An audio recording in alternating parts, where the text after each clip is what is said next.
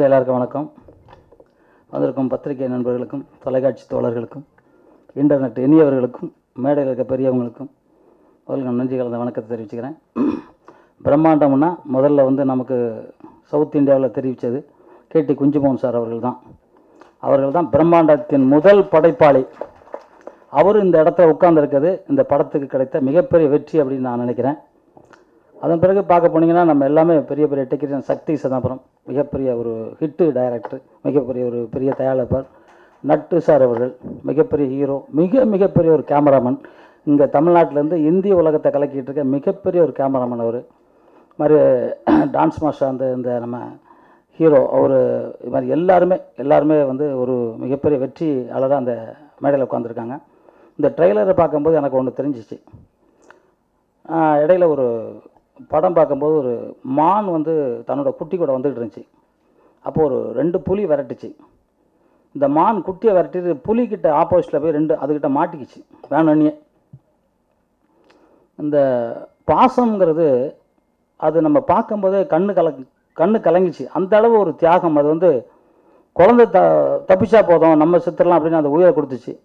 அந்த மாதிரி இந்த படத்தில் முதல் ட்ரெய்லரு தன்னோட பையனை காப்பாற்றுறதுக்காக இவன் போய் புலிக்கிட்ட மாட்டிக்கிறான். அதே ஃபஸ்ட்டு பெரிய சென்டிமேட், அதாவது மொழிக்கு அப்பாற்பட்டு ஒரு பெரிய சென்டிமேட் இருக்கும். அந்த சென்டிமேட்டு அந்த ட்ரெய்லர் பார்க்கும்போதே இந்த படம் மிகப்பெரிய வெற்றி படம். அதாவது ஆல்ரெடி கேரளாவில் மிகப்பெரிய வெற்றி பெற்றால் கூட தமிழ்நாட்டில் பாகுபலி மாதிரி இல்லை இன்னும் நிறையா சென்டிமேட் இருந்து அதை விட தாண்டி ஒரு வெற்றி பெறுங்கிறது இந்த படம் பார்க்கும்போது தெரியுது.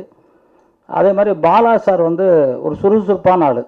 எப்பவுமே வந்து துருன்னு ஓடிக்கிட்டே இருப்பார். எதுக்கு சண்டை போடுறோன்னு கூட தெரியாது, போட்டுக்கிட்டே இருப்பார்.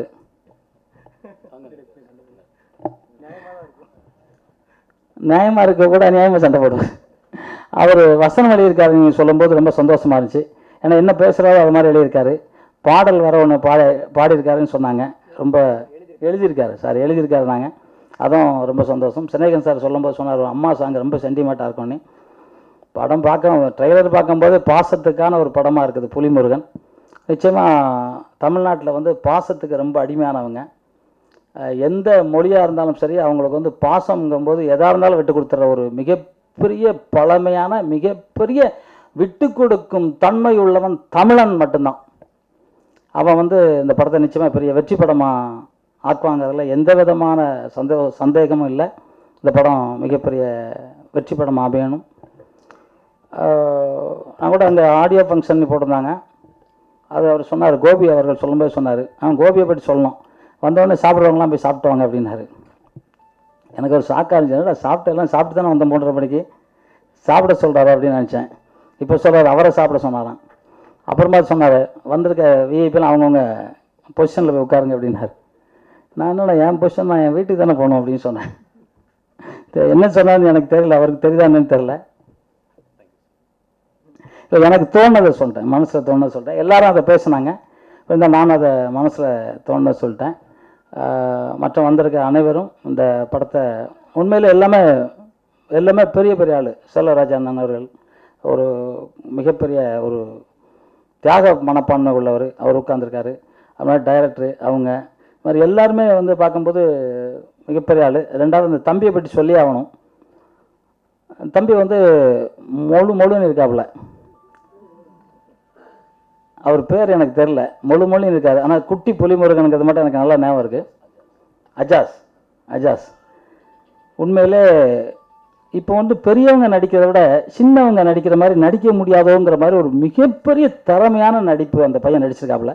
அந்த பையனுக்கு உண்மையிலே ஒரு பெரிய கைத்தட்டலாம். இன்னொரு சந்தோஷம் என்னன்னா, முதல் நேஷ்னல் அவார்டு ஸ்டண்ட் டைரக்டர் கொடுத்துருக்காங்க.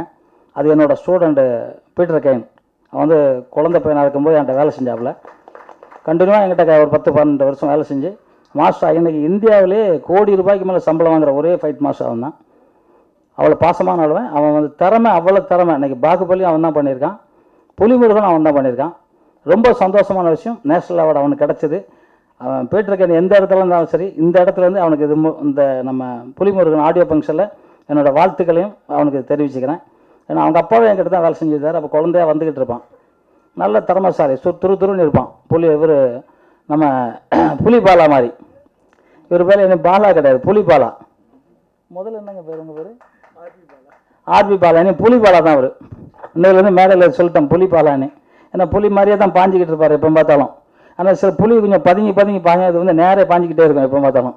இந்த புலி பாலாவுக்கும் அனைவருக்கும் நன்றி கணத்த வழக்கத்தையும் இந்த புலிமுருகன் மிகப்பெரிய வெற்றி அடைய வேண்டும் என்ற எண்ணத்தையும் திருட்டு செய்தி நம்ம சொன்னால் கூட விஷால் சார் வந்து திருட்டு செய்திக்காக ரொம்ப மெனக்கட்டை பண்ணுறாரு.